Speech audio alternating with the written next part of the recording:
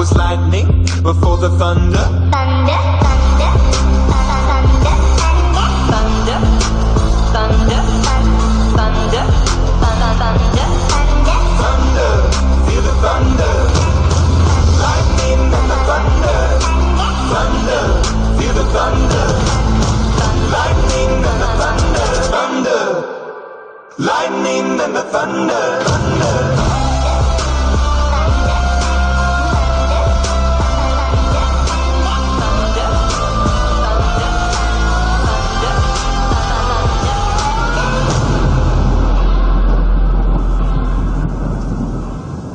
Ladies and gentlemen, please welcome the Consumer Technology Association's Senior Vice President for CES and Corporate Business Strategy, Karen Chupka. Good morning, everybody. Good morning, everybody. Hopefully the thunder and the lightning has left us and the rain is gone. So, welcome to day 2 of CES. It's going to be a really great day. There is sunshine. What more can we ask for? Well, CES is where the mobile ecosystem comes together. The technologies on the show floor are changing lives and the world, and all for the better.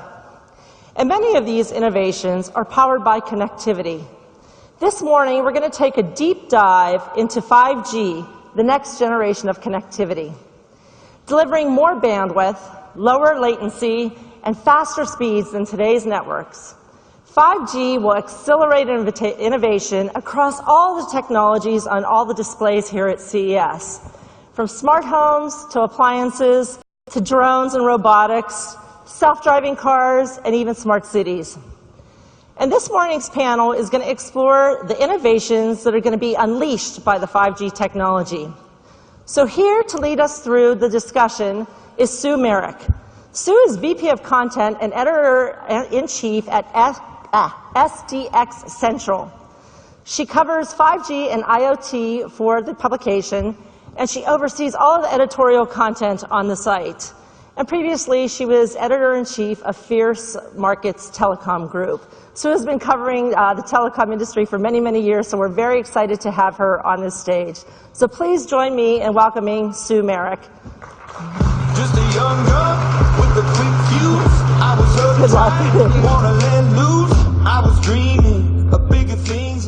Well, good morning, and thank you for joining us.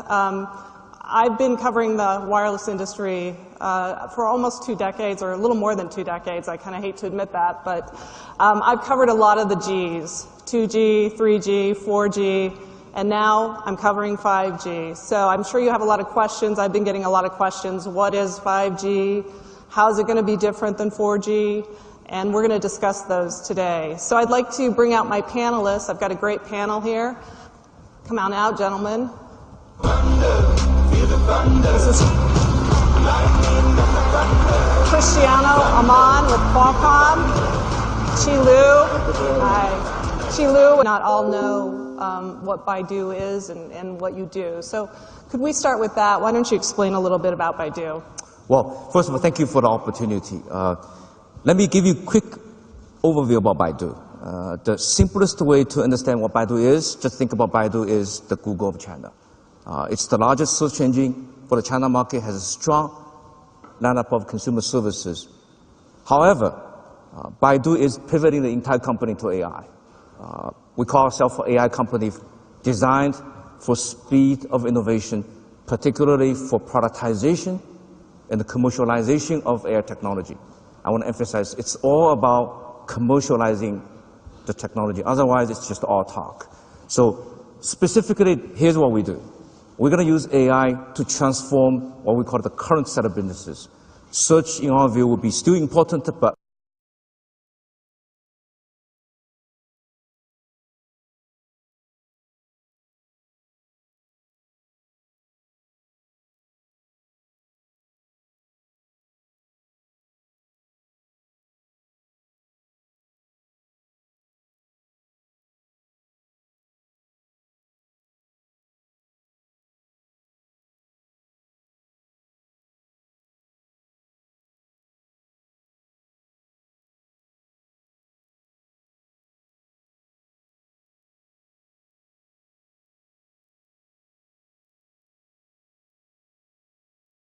important, but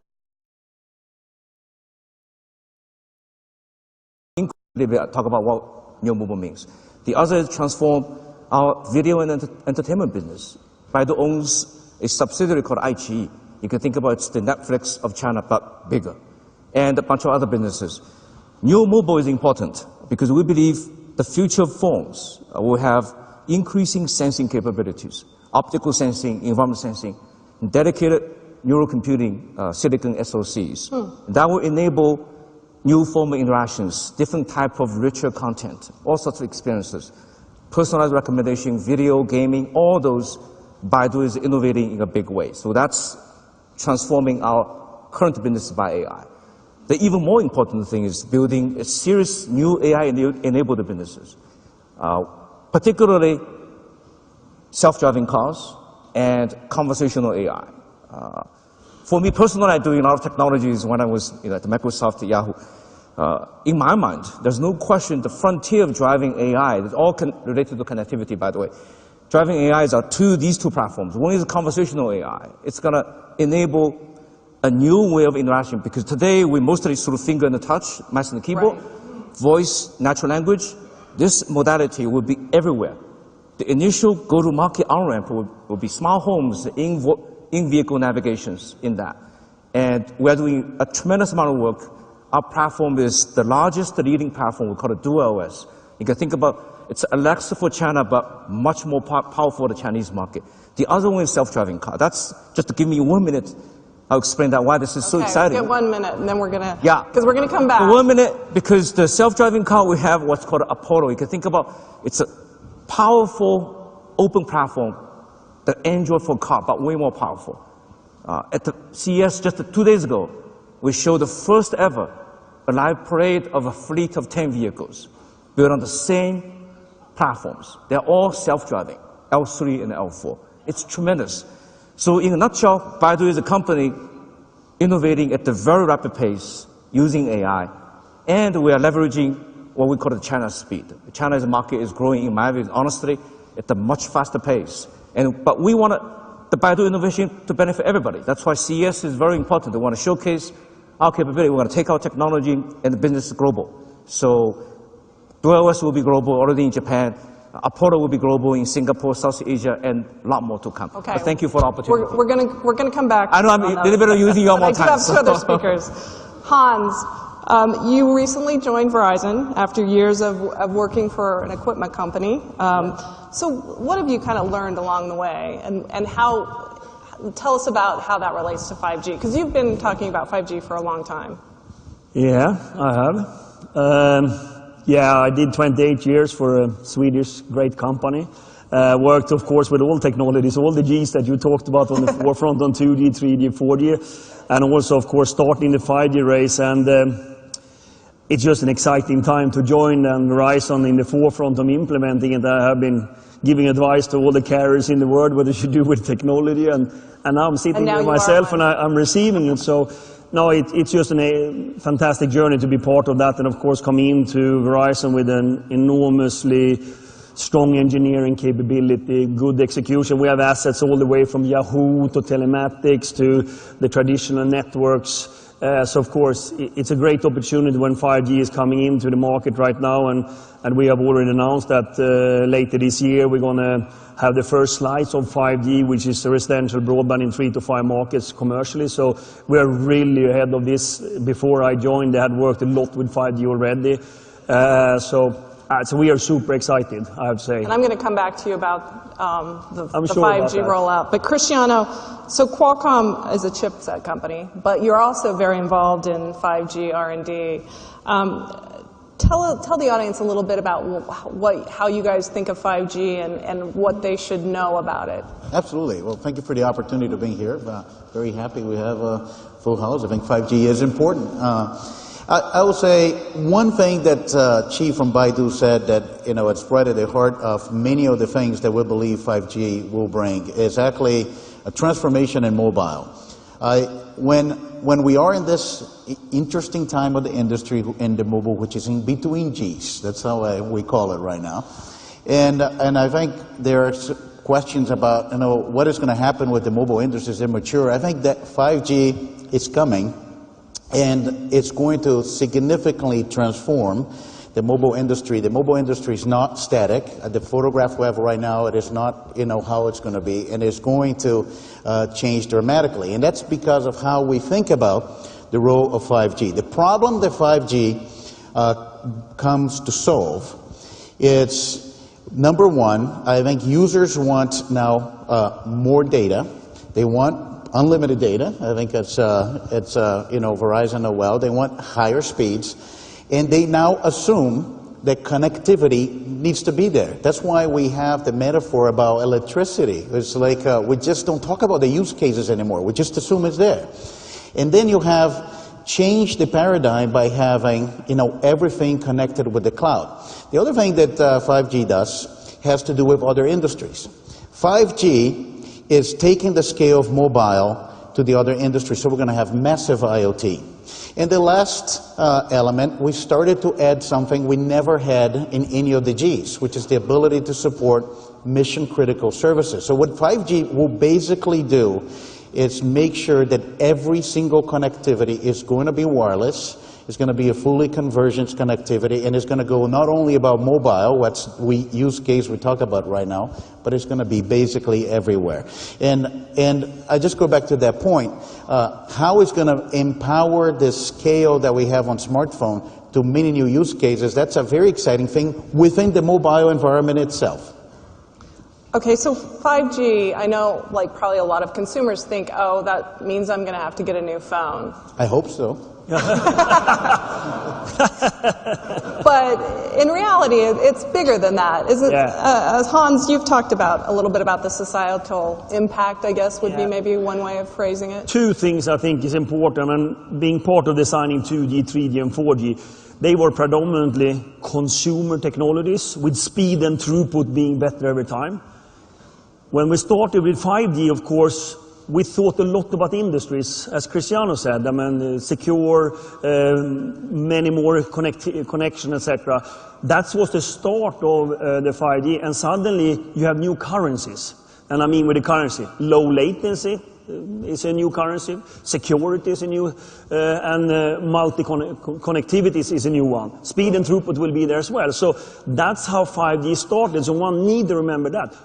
Ultimately, consumers will get the benefit of all that as well. But it's also a lot of use cases for industry and society. And when I think about what this industry, the mobility, broadband and cloud has done, we have started with the transformation of us in this room with the smartphone. That's where we are. Where we're now starting to do is also transform industries and ultimately the society, and that's what Cristiano talked about. So the 21st century's infrastructure, to make it sustainable, will be 4G enabled 5G, where you can actually do everything for connected cars, smart cities and all of that. That's the next step. Obviously, consumers, we in this room, we will get higher speeds, more throughput and all of that. But it's also geared for industries being transformed and society getting possibility to transform industry and be more efficient. And Chi, this is how AI fits, right, in with 5G. Do you want to address some of the capabilities you guys are thinking about? Absolutely. I would just add on to what Hans and Cristiano was saying. Essentially, from our perspective, what's truly transforming is the AI technology together with 5G connectivity, what they can do. Specifically, I will emphasize a couple of dimensions. One is, Cristiano said it, mission-critical nature, particularly for the Apollo platforms.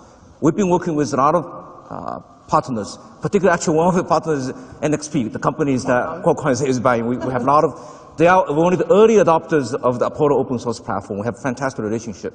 But having said that, having mission-critical, low latency, because it's critical when you put those type of connectivity, computing sensors in a car, the car moves by itself, is extremely important because of safety, security, but also a car that moves by itself, by definition, is also a weapon because you also want to make sure that the chipset has security, strong security built in. So security and safety, reliability, mission critical, I think it's transformative. The other thing I would just maybe say a bit long term, because Christian talked about the mobile vitality of the mobile industry. In my personal view, AI is going to extend that in a big way. The reason is the following. Mobility is the fundamental essence of intelligence. The reason is why animal has a brain, tree, plant doesn't have a brain. Simple. Animal has to move. If you need to move, you must memorize and generalize. AI is really all about, at its core, the computing is about memorization and generalizations. But the mobility is the key. Now, I think this is why personally for me, because I'm diving into the self-driving car technology myself, because I think this is the new frontier, because mission critical natures, but it will carry the frontier of intelligent systems that we built. Okay. And the other aspects is certainly the privacy. I think privacy, in my view, is extremely important, because now you have voice-enabled devices in home, in a living room, in car, everywhere. You want to do things in a way so that privacy is fully ensured. Particularly in that context, I think edge computing in the new mobile, doing a lot more on the endpoints versus shipped to the cloud is a key part of the transforming dimensions from our perspective. Interesting. So when are we going to, so we talked a lot about the vision and the possible capabilities down the road. But I think the next question is when? When are we going to see this? Hans, I know that Verizon's made an announcement, 3 to 5 markets. 3 to 5 markets this year. This year. So that's, and remember now, from the 5G you can do different slices. We are now focusing on one slice, which is basically residential broadband with millimeter wave spectrum.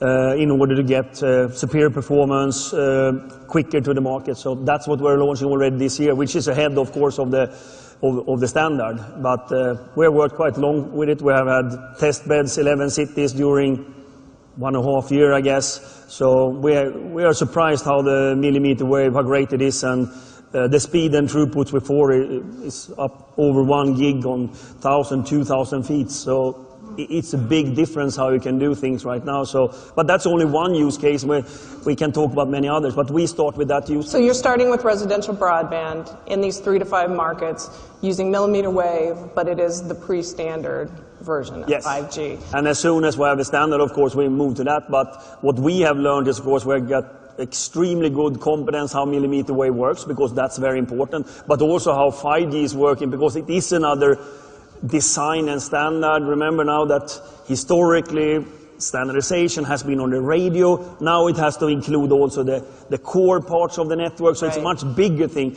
You have to think basically you need to go from the radio interface and somebody receiving something up to the data center and back. So it's a much bigger work you need to do in the network and actually get these type of So the standardization is more complicated would be 5G is more complicated because it's getting much more power out of it. But every technology is more complicated than the previous one. Now I have to ask you about your competitor, one of your big competitors, AT&T. They've said they're going to launch 5G mobile using the standard, 12 markets by the end of the year. Is there a race? Is there a 5G race? Is this what we're going to see happening now? So, you know, I cannot comment on what they are saying. So. I think it has to stand for them. I think you need to have Donovan or somebody answering that. I can answer for Verizon. We will be first. That is the most important. Verizon will be first? Yeah. Okay. You heard it here. Okay, let's talk about the rest of the world. I know we were focused a bit on the U.S.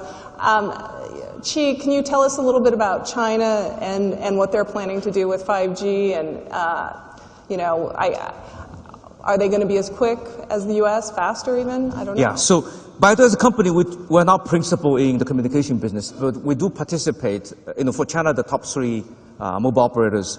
By the way, Baidu is one of the investors for China Unicom. China Unicom is doing the structural reform.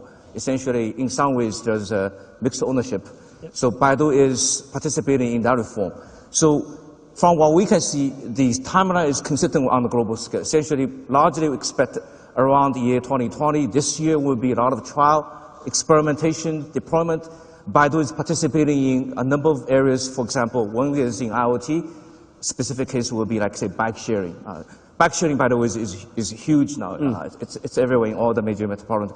Bike sharing, battery charging, those type of services, and then in V2X is a key part of what Baidu is doing. Essentially, we see our role is really drive frontier of innovation for application, for end users. That's why I emphasized earlier, Sue. Essentially, from our standpoint, it's all about commercializing the capability, finding large commercial on-ramp, and accept the deployment. Once the deployment happens, there are a lot more acceleration can come for those infrastructures to be deployed.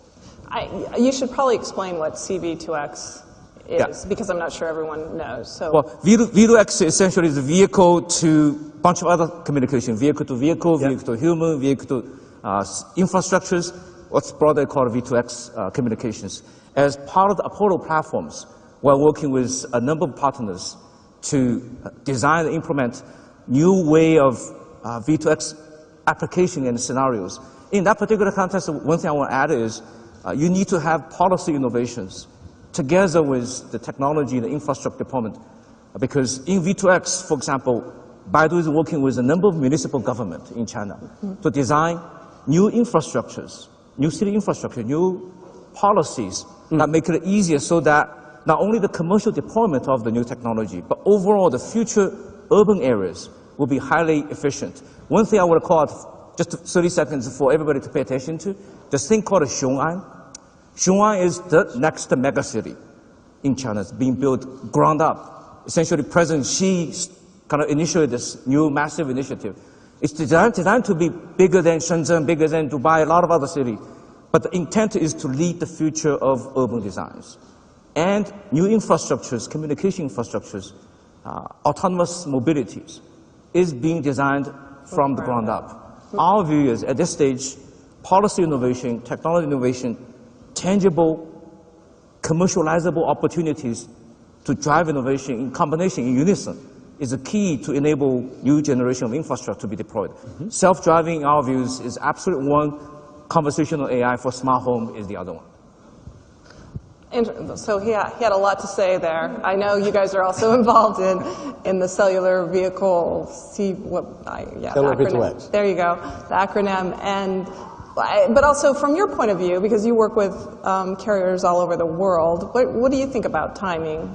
Look, we're working very hard. I think maybe just to recap, one of the, I think, great accomplishment we had as an industry in 2017, which started early. I go back to, what happened right at the MWC when a group of 40 companies got together to try to accelerate 5G. And I think what Hans just mentioned, I think our major Christmas gifts right around Christmas time, we got the 3GPP approved, the first release, and it's finalized. So standard is no longer an uncertainty. And with that, we're basically working so that by the early in 2019, you'll be able to have flagship smartphones in the shelf available for consumers, and we want to start the transition to 5G. There's one thing when people talk about the transition of a technology, right? And one of the unique things about 5G, I'm sure will make Hans very happy, will make Xi very happy, is as you get connectivity with the cloud every time. One of the data that we have seen in phones, you see phones going up in price. I think it broke new ceilings with certain models, but there you see increase of onboard memory, flash going from 64 gig to 128 to 156, and is increasing the the bill of materials and the price of the phone. Well, when 5G happens, you reverse that trend. You don't need that much memory in the phone, so you actually could have a situation that the technology cost of building a multi-mode, a 4G, 5G into a phone could be offset by a reduction in the memory requirement because you're relying on cloud storage much more. So we actually think we can start having phones early in 19, and we actually could have, surprisingly a very positive transition, of migration from 4G devices to 5G. When you say positive, you mean not The necessarily speed of big transition. Oh, so big speed of the transition. Speed of transition. 2019 for smartphones. In other devices, but I just want to refer to smartphone because you said you want to buy a new phone. I know. Well, yeah, everyone is asking that question. Yeah. Now, one comment maybe on the prior conversation. You asked about China. So I believe, like many markets, United States, China, Europe, Japan, Korea, you have a lot of activities for early 5G deployment in 2019. And I think, we're actually very excited that in that case, you see United States and China, moving at a very fast speed. And when you think about the mobile industry and the mobile ecosystem, I think the scale is going to be, enormous. And as you get the mobile industry moving with smartphones, the scale is so big that it actually brings the economies of scale faster to all the other industries. So that's one of the interesting things about this 5G transition. We actually could see an adoption, not only in phones, but in PCs with like the always connected PC. I cannot think of in the 5G era a not cloud connected PC. So, and many other IoT devices. So that's why this transition from 4G to 5G happening fast is also important, because the scale we can get to other industries is also going to happen in an early timeline. So it will be faster than, will it be faster than previous, than it sounds like, than If you have 4G? Looked at all the technologies, I mean, the swap from between 2G to 3G was a certain amount, 3G to 4G was quicker, 4G to 5G will be quicker. Then the coexistence between 4G and 5G will continue. I mean, think about 5.5 billion mobile subscribers in the world today, 3.5 billion roughly are 4G. Of course, 4G will be there worldwide for a long time. And if we see in the early predictions going forward, I mean, there are 2-3 markets that will be very early on 5G and have a high adoption. And of course, Cristiano mentioned them, like Korea, US, China to some extent, but it's a large market. So, but 4G will be there, and it will be coexisting, and it has to be coexisting, but that's the good with this whole standardization. And of course, I come from that part of the industry which just think is fantastic that whatever technology and phones you come up with will work in the 193 or 200 countries in the world, and you get scale, so basically every person on this earth can afford it. I mean, it's just an amazing industry from that, and sometimes we tend to forget that's why all these companies comes together and make a standard that was done the 20th of December or something like that, the Christmas gift that Cristiano talks about. I just think that is amazing, and we're just going to be on that bandwagon with the rest of them, and seeing that anybody from people to business, society, would benefit of this technology.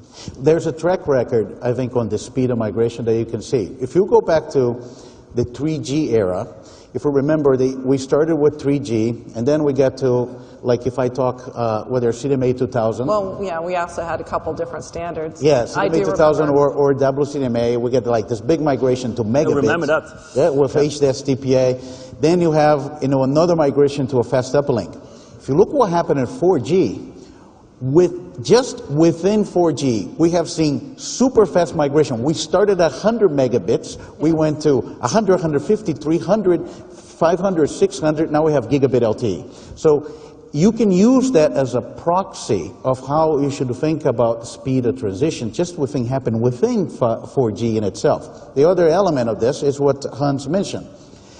The encouraging point, and it is a sign of what's to come, is you see how big the momentum has been of operators upgrading their 4G network to gigabit LTE. We have over 43 operators now that are building gigabit LTE, because what gigabit LTE role in a 5G network will be what 2G and 3G used to be when you build 4G, because you're going to have that strong foundation and you'll start building services on 5G. So I think everything is going in the right direction, and just the momentum on gigabit LTE is probably an indicator of how successful the migration will be. Can I just yes, go ahead. add to this, because I want to make a case that it will accelerate and the gift will keep coming because of AI.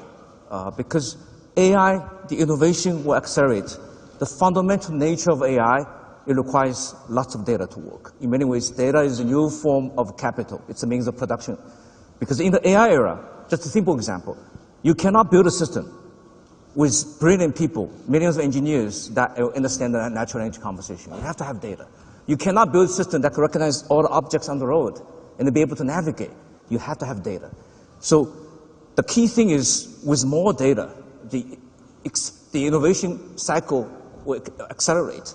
And in particular, because Cristiano said China, United States, in our views, China, United States will have scale impact. China in particular have more data. 1.38 billion people, over 1.1 billion smartphone users, online population 750 million people. For anything matters to people, just way more data. And for cars, similar. Couple 100 million cars. Why the speed is accelerating? Just out of my own experience, Sue, I started my job a little bit less than a year ago. I joined Baidu. And our open platform for autonomous driving is about 8 months old. Guess what? Okay. We have this year L4 commercial productions of minibus. Next year, 2020, 3 sedans with L3 productions. The speed is accelerating because AI technology, in my views, China, United States, China because there's more population, there's just more traditional industry base to tap more data into it. So I think the gift will keep coming. But our job is really to unleash that capability. Thank you. To give tangible value to our customers, to our users. That's amazing. 8 months, and now you already have a commercial product, and next year you're going to have 3 sedans. Is that 8 months? 8 months of development. I was just to make sure I understand the question that Sue asking. The platform was launched July last year. The open, just like Android for cars, but a lot more open. Okay. We are having commercial production of L4, which is essentially the car drive by itself. Okay. It's unheard of speed. I couldn't envision this when I started. This exceeded our wildest imaginations.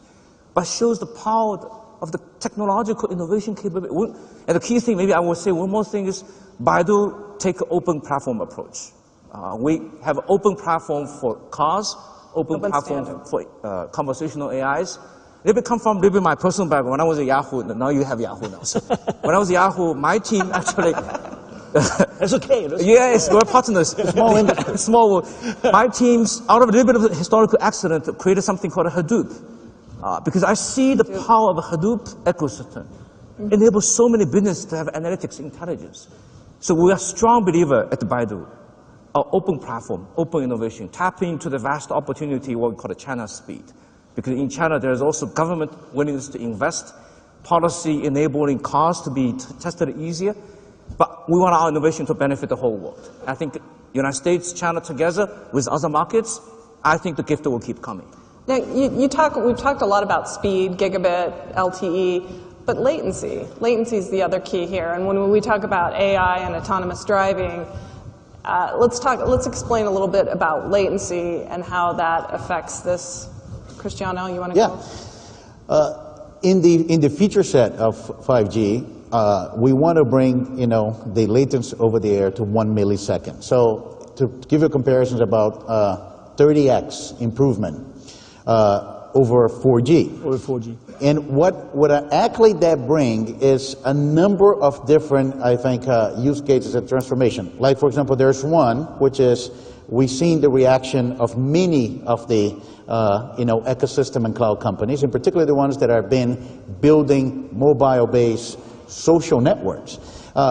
When you think about people interaction, when you have 1 millisecond latency for the existing social network services we have today, you started to introduce the element of social presence. So that will actually change and upgrade dramatically how you think about social interactions and real-time interaction with people. That's just one of it. The other one that latency will do is you start to rely much more on cloud storage and cloud connectivity because you actually have a response time. It's going to be like having no difference whether the data is going to be in the cloud or it's going to be with you. And that's going to start changing business model left and right. Like one great example of this, which is very good for the cloud companies, is very good for the operators, is IT infrastructure is going to start to move up to the cloud. And you're going to be in the intranet 100%. That adds to the security, no SSID and passwords, no public, private. Everything starts to move up. And then the other thing that you do is start collecting more data. You apply more machine learning and more AI. So actually the latency, it's fundamental. And then the last piece is that we just talk about it. It just allow mission critical, operators, which will have an impact in healthcare, in telemedicine, in many other industrial applications, automation and control. So latency actually is one of the pillars of 5G technology, is the latency upgrade. Agree. Yeah.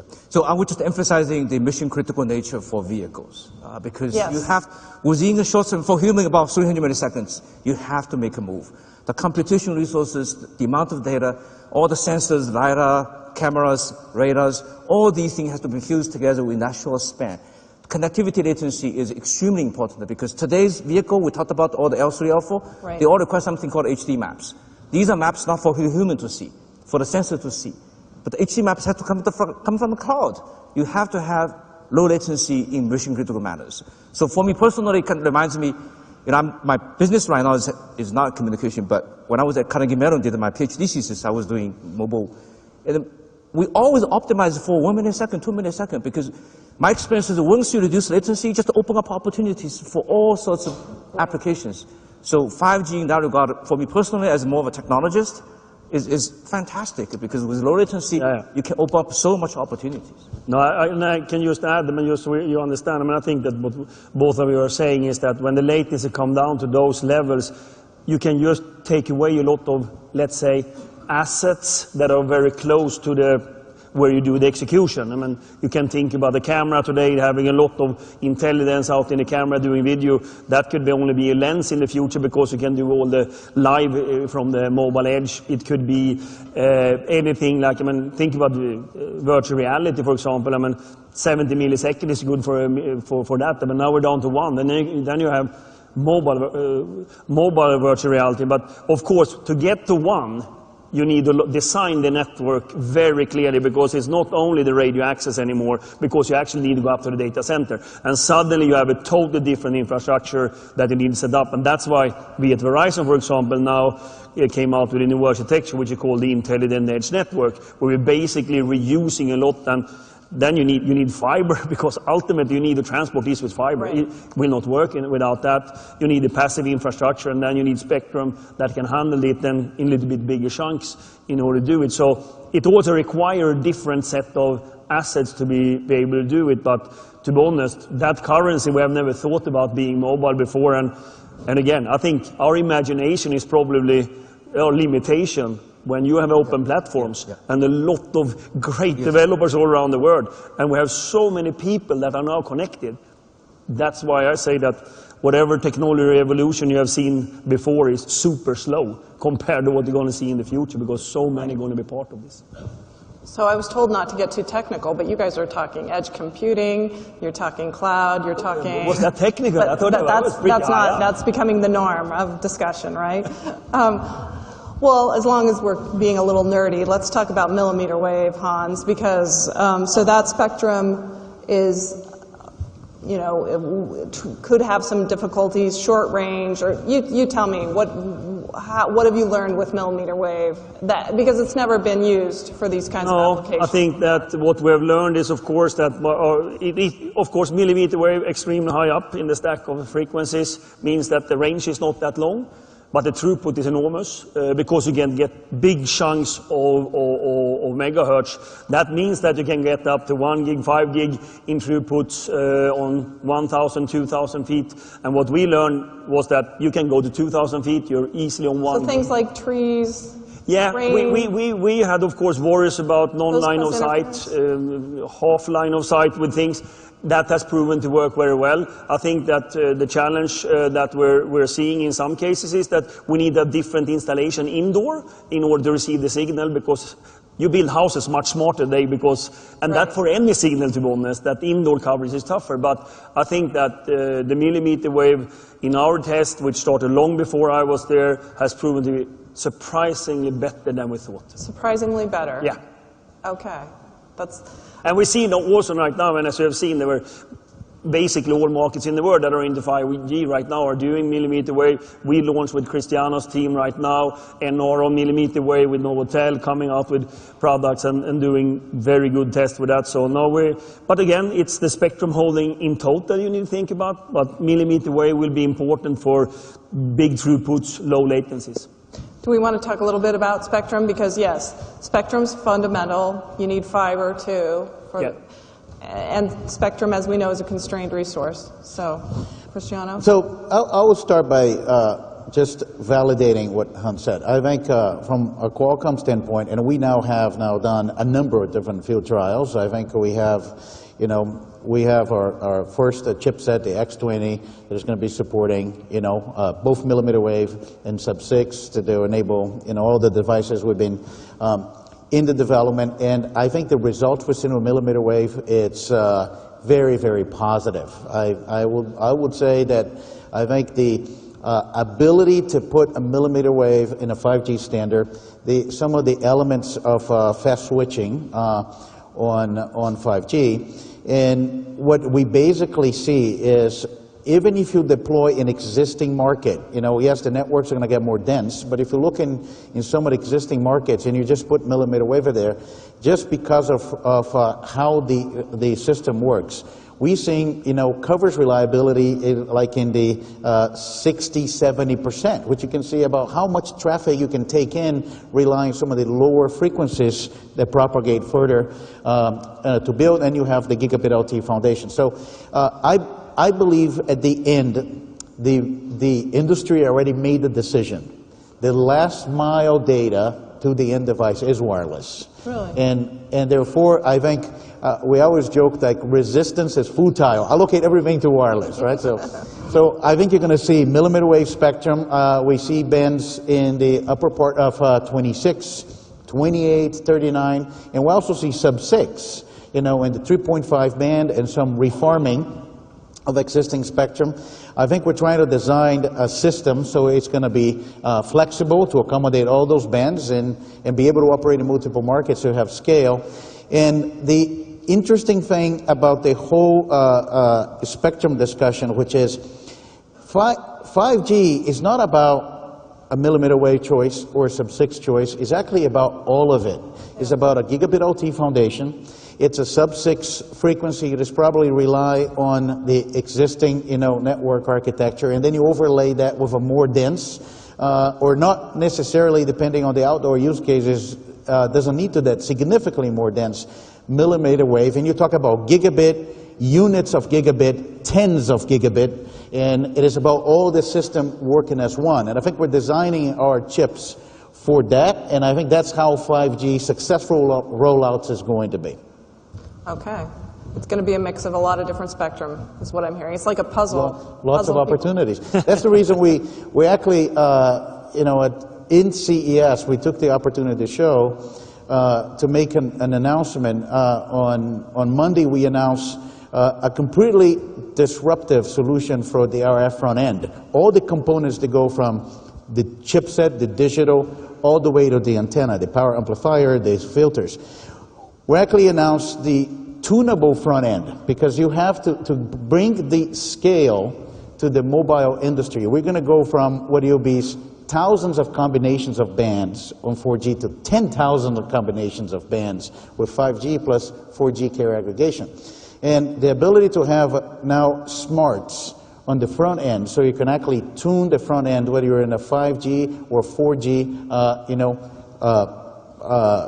technology on the air interface, and wideband or narrow band, I think it's going to be pretty disruptive and actually an opportunity for us to bring the scale right at the beginning to the mobile industry as we transition to 5G. Agree.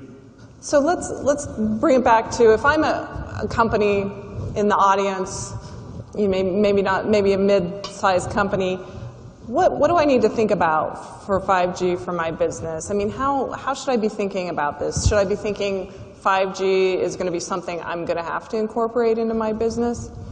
Yes? I think that, I mean, the digitalization going into all corporations is going to be super important. And that means that also the mobility, broadband, and cloud sort of enablers has to be in basically any company. Then there's still, you can do a lot with 4G today as well, and broadband in general. But 5G will give some new currencies where you can transform your workforce, right. You can be closer to your customers, you can have different type of applications where you're connected to customers, where you have real time. I mean, the real time will really be there. So I think what you need to understand as corporation is what type of currencies do I need given where I'm going with my customer base? How can I be more efficient using mobility, broadband, and cloud? Because those are the three elements. It's mobility, broadband, and cloud. Those together makes the transformation. It's not one of them, it's all three of them. So I think that's what I think all... So how can I transform my business? How can I use AI to maybe make my business better, Yeah, so clearly smarter? I think exactly, Hans, I think, described the overall thematic base on how business large think about. I would just articulate a couple more things. One is I very much believe AI is perhaps the best friend or best accelerators of 5G connectivity because it's going to unleash so much more value. What is the top about? I won't belabor that. But another thing I want to mention is for China, honestly, the China mobile internet, the phone, is well ahead of the United States. Think about mobile payment, mobile experience. It's more advanced because they don't have a traditional strong PC network. You kind of go straight to mobile. And I see accelerating. And I would recommend all businesses, when you're in the broader mobile space, think about what payment can do more, what entertainment experience can do more. All those, particularly from Baidu perspective, we think video is going to be huge. Particularly video over time will increasingly, initially augment, over time, replacing a lot of written language communications in all forms. And the video will be a terrific new set of opportunities. And then maybe I say one last thing is kind of maybe my previous job at the Microsoft. Every company needs to have a digital transformation.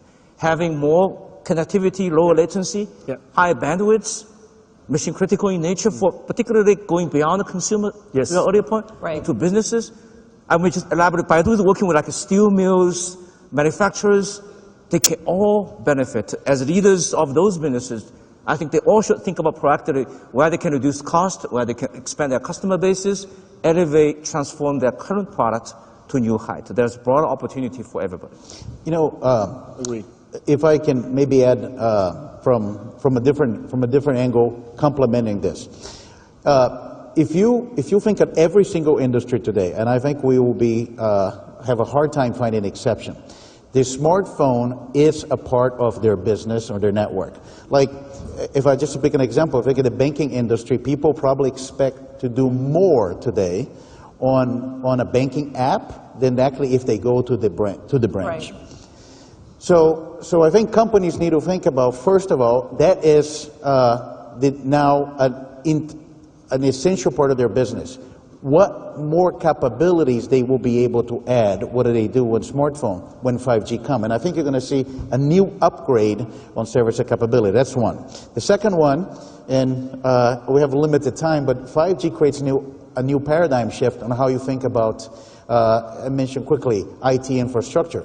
5G takes the whole concept of sharing licensed and unlicensed spectrum is now integrated into 5G. So you have a situation today that enterprises build their own wireless network and the carriers build the wireless network to serve them. You have more conversions. Maybe they actually have a situation when the IT infrastructure goes to the cloud in partnership with a carrier and you have a completely new business model. The last, I think, element of that is what I'm just going to tie in what she said. Once you're connected to the cloud, you're collecting data. So what 5G will allow is an order of magnitude increase in the amount of information because the phones are going to have more capabilities, more sensors. It's going to have other industries as they can embrace mobility. We're going to have more information. So the ability to collect data and apply that for, machine learning, into the cloud and then run those inferences into the devices will change also the industry as well. So I think the transformation will be profound, but it's naturally going to occur just because of the presence that we have of mobility in everything. Everything and everywhere. Yes. So if we were to come back here to this stage in a year, what will be different? Hans, will we be talking about Verizon's 5G network? Absolutely. Of course. No, I think again, what we're seeing with all technologies, when they start with a new standard, it's a little bit hesitance in the beginning and then the bandwagon starts. And I think now we have a bandwagon. Do you think this G is going to be a lot smoother than the past? I think there was going to be, I think that 2017, there were some discussion on 5G, some were in the lead doing things.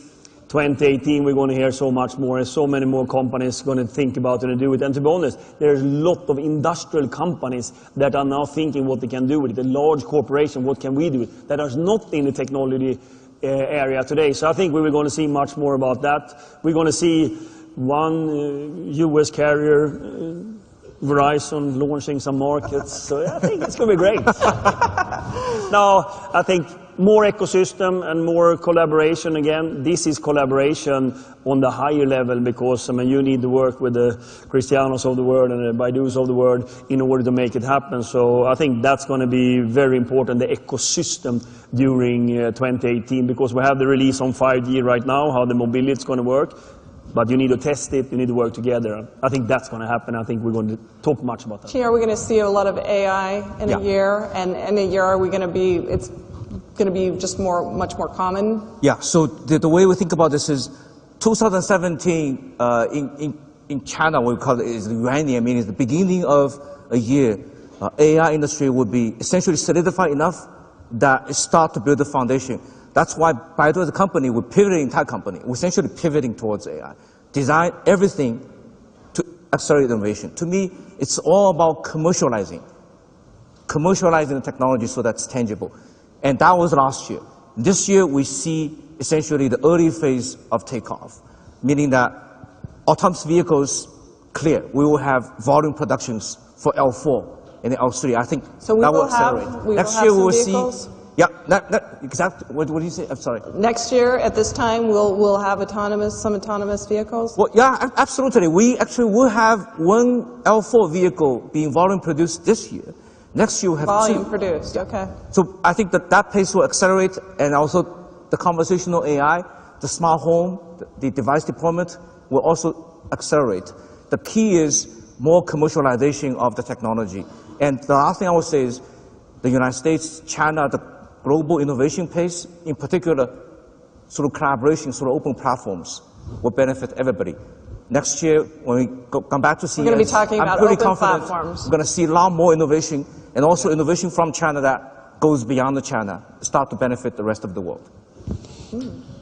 Well, if we get invited to be here next year, what about we going to be demonstrating a Snapdragon Power phone, maybe on a live network, you know? So I think that's what we want to do. Great. Well, thank you, gentlemen. We're just about out of time, but thank you so much.